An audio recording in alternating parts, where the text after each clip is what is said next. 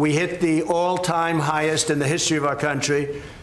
Our country is doing phenomenally well. Unemployment is the lowest in 51 years, soon to be the lowest in history, if it keeps going this way in a short period of time. Black, Hispanic, Asian unemployment, the lowest in history. Women, the lowest in 72 years. Nobody has ever done what we've done. Nobody's done in 2.5 years what we've done. The biggest tax cuts in history, the biggest regulation cuts in history, so many things for health care. We got rid of the individual mandate, which was the worst part of Obamacare. And what it's going to end up, if we end up winning the House back, we keep the presidency, we should keep the Senate, we should keep the presidency, I would think easy, when you have the strongest economy in the history of our country and somebody's going to run against that particular president, even though in this case it's me. In theory, I have a big advantage. I don't know. I'm going to have to ask you. But in theory, I have a big advantage. So a lot of great things are happening. But the Democrats, they don't want to talk about that. They want to stay off the economy subject. And what they're doing is just hearing after hearing after hearing. It's nonsense, okay? They tried an impeachment vote, and they got slaughtered last week. They got absolutely slaughtered. It was the most ridiculous. I didn't even know they were going to do it. And I'll tell you, just in finishing, I have a lot of respect for the Democrats because most of them voted against impeachment last week. And I have a lot of respect for those Democrats that did that because they're doing the right thing for the country. No collusion. No obstruction. Okay. Mr. President, can you say that there's a deal soon? Yeah, we're talking about it. Secretary Mnuchin is talking about it. We're having very good talks with the Speaker of the House, with Nancy Pelosi. We're having very good talks with Chuck Schumer, and of course with Mitch McConnell and Kevin. We are Kevin McCarthy. We are, I think, doing very well on debt. If you look at debt limit, however you want to define that, but we're doing very well on that. And I think we're doing pretty well on a budget. Very important that we take care of our military. Our military was depleted. And in the last 2.5 years, we've undepleted it, okay, to put it mildly. We have made it stronger than ever before. We need another big year. So we had $700 billion. We had then $716 billion. And this year we're going to be asking for a number slightly larger than that. We're putting our military back into a shape that it's never been in before. The best missiles in the world, the best equipment in the world, the best military equipment of all. We're building submarines, the finest. Nobody can even think about competing with what we're building. We're building, as you know, new submarines. We have a new aircraft carrier coming online. It's the largest ship in the world. It's so large that maybe I could even land a plane on top of it, okay? But it's a big one. President Gerald Ford. It's a phenomenal ship. So what we're doing is incredible things for our country. And, you know, just about, and I might say this about the military equipment. It's all made in the USA. Everything, 100%. It's all made in the USA, and you know, it's one of the reasons our job numbers probably are so good, lowest unemployment. Yeah. Mr. President, will you be visiting Pakistan as you describe Pakistan as a great country? So he will be definitely extending your invitation. So would you be visiting Pakistan? Well, I can't say that yet because so far he has not extended me an invitation. And after today's meeting, maybe he won't, but I have a feeling he might. Yes, I'd love to go to Pakistan.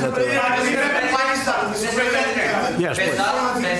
Here from Pakistani news channel Akhtar. Is there any exact date or time frame of U.S. troops withdrawal is under consideration at your administration? Are you talking about from Afghanistan? Yes. Yeah, we have already withdrawn quite a few, and we're doing it very slowly, very safely, and we're working with Pakistan and with, as you know, we're negotiating with the Taliban.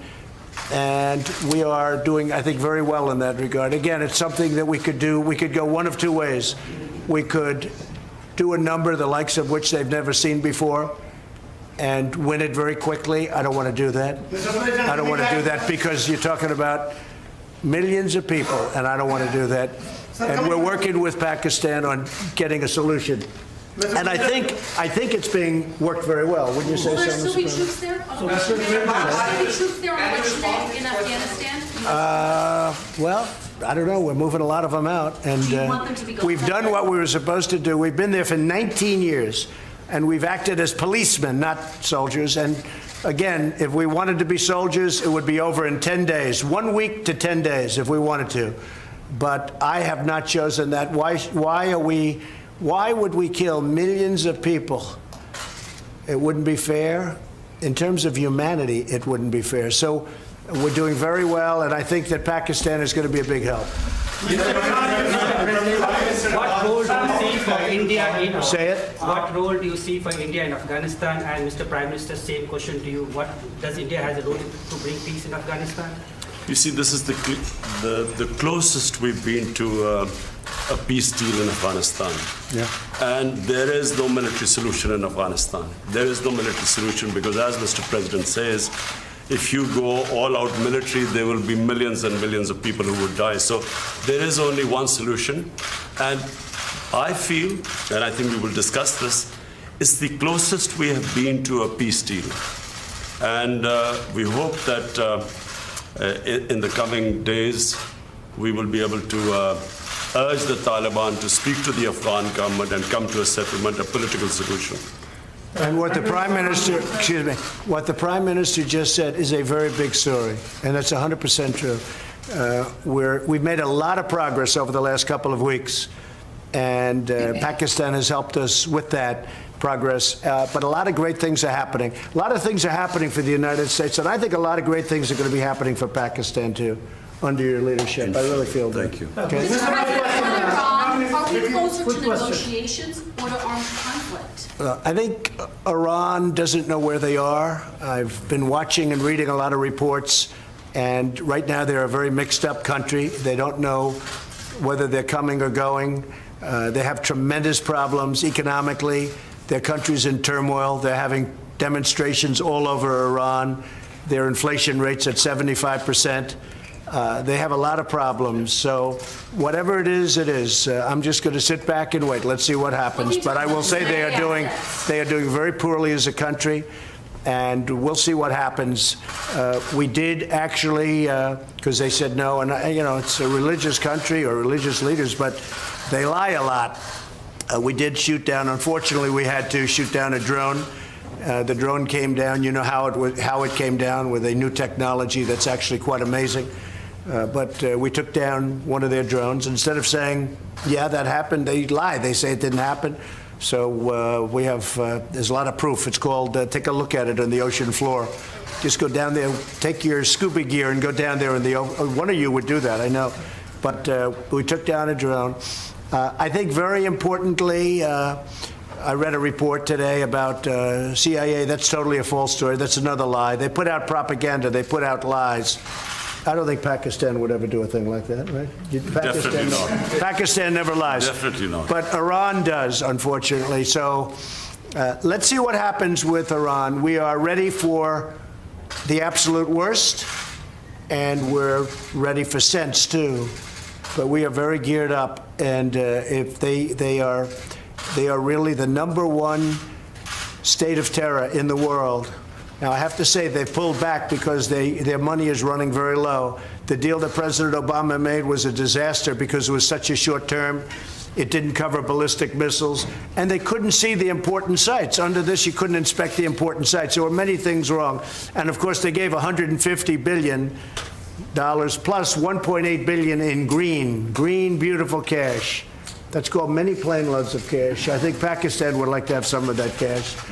But they gave $1.8 billion in cash, which is unthinkable. And instead of being respectful and thankful, which frankly they should have been to the United States and to President Obama for making that ridiculous deal, instead of being respectful, they put their finger up in the air, and this finger, the thumb, they put their finger up in the air and they disrespected the United States. They shouldn't have done that. That was a big mistake. One of the best things I've done is terminate that ridiculous deal. If they want to make a deal, frankly, it's getting harder for me to want to make a deal with Iran because they behave very badly. They're saying bad things, and I'll tell you, it could go either way very easily, very easily. And I'm okay either way it goes. Mr. President, point Yeah, go ahead. Are you from Pakistan? Yeah, I'm from Pakistan. Good. I want a couple of Pakistani reporters. Yeah. I like them much better than our reporters. Second question, 92 News, Khurram Shahzad. Question is, what do you think Pakistan could not deliver in 18 years, and you have so much hope now that it could deliver? What are those things that Pakistan? You mean what they didn't do to They end the couldn't do war? in 18 years. They Well, I could don't do think now? Pakistan, look, I don't think Pakistan respected the United States. I don't think Pakistan respected its presidents. And I think Pakistan could have done a lot. I think Pakistan can do tremendous amount against, with respect to Afghanistan. They didn't do it, and I don't blame them because they were dealing with the wrong president. Who knows? But I think Pakistan could have done, they're helping us a lot now. I think they could have helped us a lot in the past, but it doesn't matter. We have a new leader. He's going to be a great leader of Pakistan. And we have a new leader here, sort of new. I'm 2.5 years now, getting to be 3 years. Can you believe it? You're going to find time flies. But no, I think Pakistan could have done a lot, but they chose not to. And that's because they did not respect U.S. leadership. That's all. Pakistan doing enough now? Is Pakistan doing Well, I'll let you know that very quickly. I'll let you know. I mean, I'm going to know soon. It's not going to be like a long-term thing. I figure in this moment they're working very hard and very nicely. Mr. President, reports and video of protesters in Hong Kong and these ongoing protests being beaten by gangs, and potentially the Hong Kong and Chinese governments sort of looking the other way and allowing these peaceful protesters to be beaten. Have you seen any of that footage? Have you been briefed on any of that? Do you have Well, I any have. message to Beijing and China? You know, I know President Xi. We're working on trade deals right now. We'll see what happens. Meantime, they're paying us billions and billions of dollars of tariffs, which is fine with me. But I know that they're working. I know that's a very important situation for President Xi. And you know, you could say what you said, but you could also say that he has allowed that to go on for a long time, and you know, it's been relatively. I think it's been relatively nonviolent. Do you believe that protesters should be allowed to protest on the streets in Hong Kong as they've been doing? Well, they are. I mean, they are. I don't think China stopped them. China could stop them if they wanted. I think that, again, I'm not involved in it very much, but I think President Xi of China has acted responsibly, very responsibly. They've been out there protesting for a long time. I've never seen protests like it where you have that many people. It looks like 2 million people. Those are big protests. But I think that I hope that President Xi will do the right thing. But it has been going on a long time. There's no question about it. Mr. President, even your critics. Anybody want to take a question? Imran, Prime Minister can from Hawaii News. Over here, Mr. Prime Minister, Mr. President made good remarks about Pakistan and said that Pakistan can help a lot to end the violence in Afghanistan. The dialogue process and reconciliation process. So what really Pakistan can do to bring peace, because you're also accompanied by your Deputy Commander General Bajwa and other security team. So what solution Pakistan, what strategy paper you have to push forward the peace and reconciliation process in Afghanistan and assurances to the U.S.? Yes. Well, number one, this is the longest war that the United States has ever fought. It's almost 19 years. Number two, I am one of those who always believed that there was no military solution. Because anyone who knows the history of Afghanistan, you just have to look back at the history. There was always going to be a political settlement at the end. And I have to compliment President Trump, because he has now forced people to end the war, to have a settlement.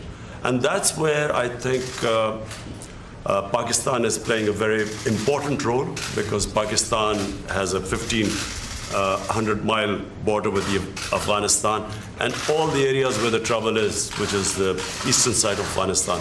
So this is a critical time. I'm looking forward to my talks with President Trump. We have our military leadership here, because this is obviously a security situation. And what we want is understanding between the two countries. I can assure President Trump that whatever we will be saying will be the apps. We will be straight with them. There will never be any question of any doubt on Pakistan's intent, because apart from Afghanistan, the country that wants peace in Afghanistan more than any other country is Pakistan, because we get directly affected by it. And Pakistan needs stability. We have had 15 years of fighting this war on terror, over 70,000 Pakistani casualties, over $150 billion lost to the economy. So we desperately want peace. And I'm happy that President Trump has pushed this forward. So we hope, I'm looking forward to these talks. Prime Minister, can you Prime Minister? The region. And apart from Afghanistan, there is another security threat in South Asia, and that is Kashmir dispute unresolved by the United Nations and even by the US, who voted in support of that resolution in the US. Now, are you going to make any kind of submission and intervention of President Trump? And the same question to Mr. President Trump. Is he going to play any role in that? Okay, he's got it. I've got a question. I will be asking President Trump. It's the most powerful country in the world, the United States. It can play the most important role in bringing peace in the subcontinent. You know, there are over a billion and a quarter people in the subcontinent. They are held hostage to the issue of Kashmir, and I feel that only the most powerful state, headed by President Trump, can bring the two countries together. From my point, I can tell you, we have tried our best. We've made all overtures to India to start dialogue, resolve our differences through dialogue. But unfortunately, we haven't made headways as yet. But I'm hoping that President Trump would push this process. So I was with Prime Minister Modi 2 weeks ago, and we talked about this subject. And he actually said, "Would you like to be a mediator or arbitrator?" I said, "Where?" He said, "Kashmir," because this has been going on for many, many years. I was surprised at how long it's been going on. 70 years. I think they'd like to see it resolved, and I think you'd like to see it resolved. And if I can help, I would love to be a mediator. It shouldn't be, I mean, it's impossible to believe two incredible countries that are very, very smart, with very smart leadership, can't solve a problem like that. But if you would want me to mediate or arbitrate, I would be willing to do that. President, I can tell you that right now, you will have the prayers of over 1 billion people if you can mediate and resolve this issue. It should be resolved. So, but he asked me the same thing. So I think there's something. So maybe we'll speak to him, or I'll speak to him, and we'll see if we can do something. Mr. President, even Because I've heard so much about Kashmir. Yes. Such a beautiful name. It's supposed to be such a beautiful part of the world, but right now there's just bombs all over the place. They say everywhere you go you have bombs, and it's a terrible situation. Been going on for many years. If I can do anything to help that, let me know. Let me give you one thing on Afghanistan as an example. So a lot of you don't know this, but we dropped the largest non-nuclear bomb ever built in history. We dropped it in Afghanistan. We were getting ready to make many of those bombs. This left a hole that it took out a lot of the tunnels and everything else, but it left a hole in the earth that looked like the moon. It looked like a crater from the moon, still there. Nobody's ever seen anything like it. People heard it 15 miles away. They said, "What was that?" It shook the earth. Non-nuclear, the largest ever made by far. And they were going to make many of them. And I said, "No, we don't have to. I don't want to drop that. I don't want to do that." So many easy solutions. That's actually the easy solution. And they'd come in and they'd say, "Let's have peace, but you don't have to do that." I think we're going to be very successful without having to go that route. And I have tremendous confidence in the Prime Minister. All right, one or two more. Go ahead. Go ahead, please. This is the name are you going to raise the issue of Turkish treaty with Imran Khan? And here, question to you regarding the freedom of the press in Pakistan. There are a lot of curbs on the freedom of press, on the media, on the journalists. Can you comment on that? Go ahead. Pakistan press, to call Pakistan press as if there are curbs on it. Pakistan has one of the freest presses in the world. All you have to do is, since I've been the Prime Minister in the last 10 months, I mean, the criticism I have received from my own press, unprecedented.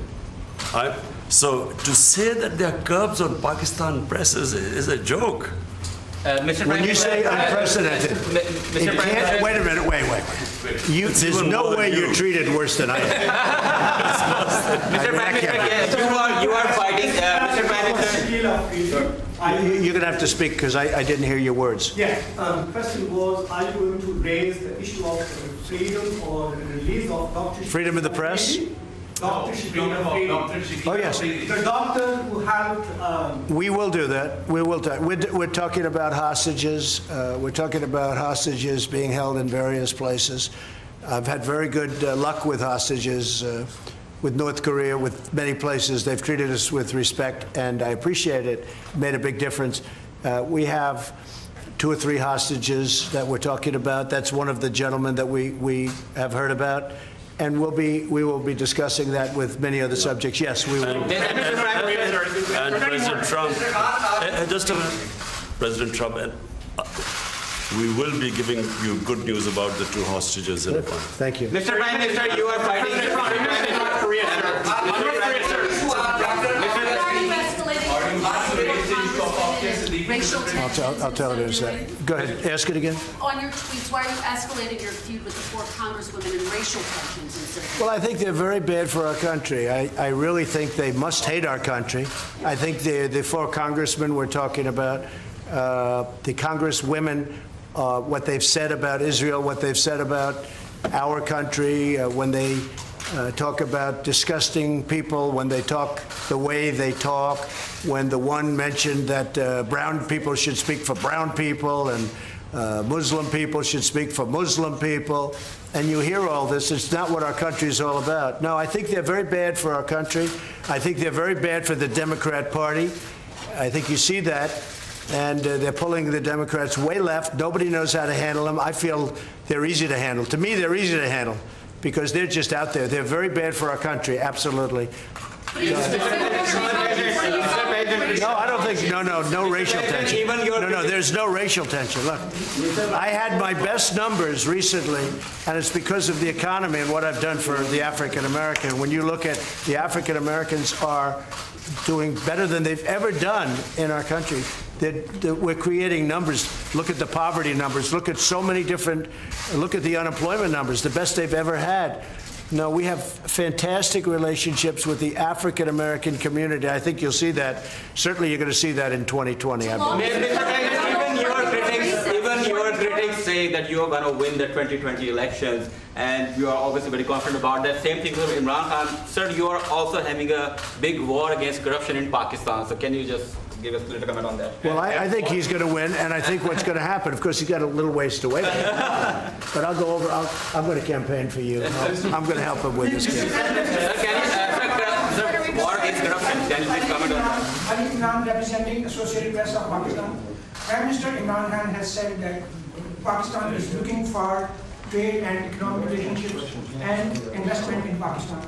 Are you willing to do that? Yes. Because many experts say that economic prosperity is the best antidote to extremism and militancy. I agree, and I think that's very true, and it's actually a very good question. The answer is yes. I see great trade with Pakistan, and I'm not talking about a little bit more. I'm talking about we could go 10 and even 20 times what we're doing right now. You know, Pakistan's a big country.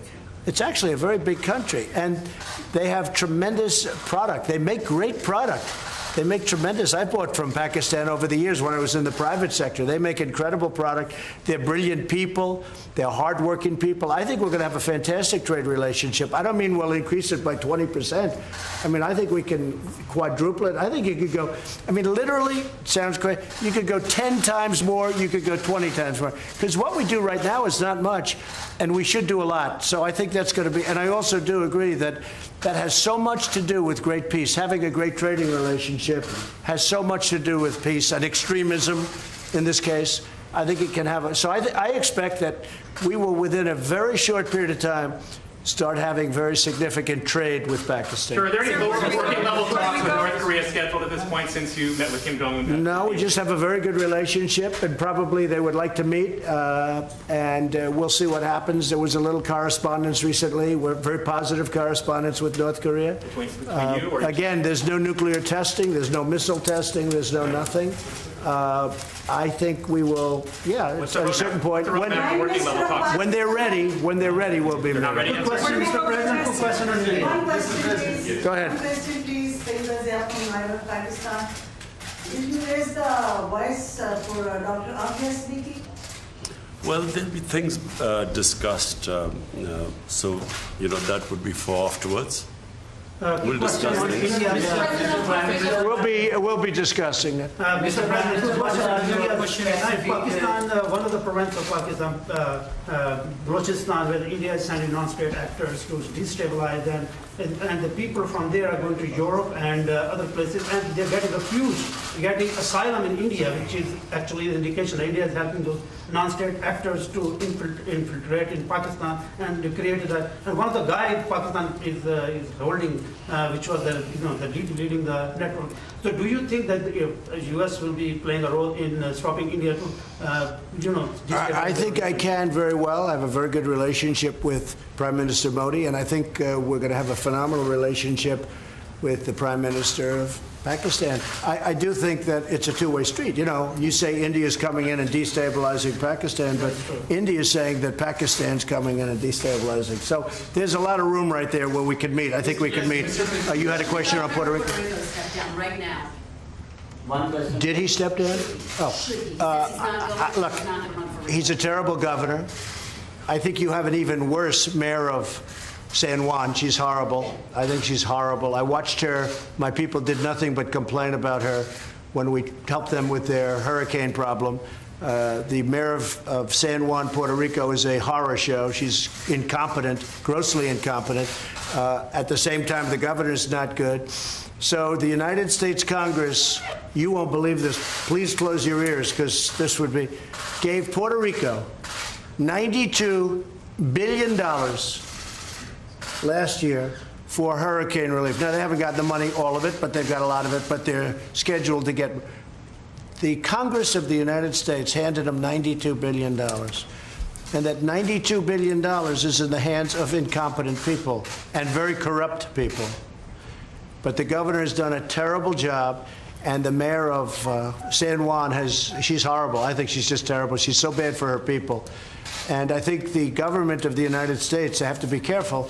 I'm the best thing that ever happened to Puerto Rico, because we did a great job in Puerto Rico. They don't like to give me the credit for it, but we did a great job. I have many Puerto Rican friends. I have a real understanding of Puerto Rico. I've had jobs in Puerto Rico. I think the most successful, I own the Miss Universe contest, the pageants, and we had them in Puerto Rico twice, and I'll tell you, we had tremendous successes. In fact, they said literally 100%, this never happens, almost, I think it was close to 100, but 100% of the island itself was watching. They liked those pageants. So I've had a great relationship with Puerto Rico. I'm the best thing that ever happened to Puerto Rico. But Congress has given them $92 billion. Pakistan would like some of that, right? 92, not 1.3, because Pakistan was getting 1.3. $92 billion, and the money is squandered and wasted and stolen. And I'll tell you what, the senators are not happy about it, and Congress is not happy about it, because you really do. You have incompetent, totally, grossly incompetent leadership at the top of Puerto Rico. The people of Puerto Rico are great. And the people of Puerto Rico like me, and they should, because nobody's given them what I give them. But the leadership is corrupt and incompetent. Thank you very much, everybody. Thank you, guys.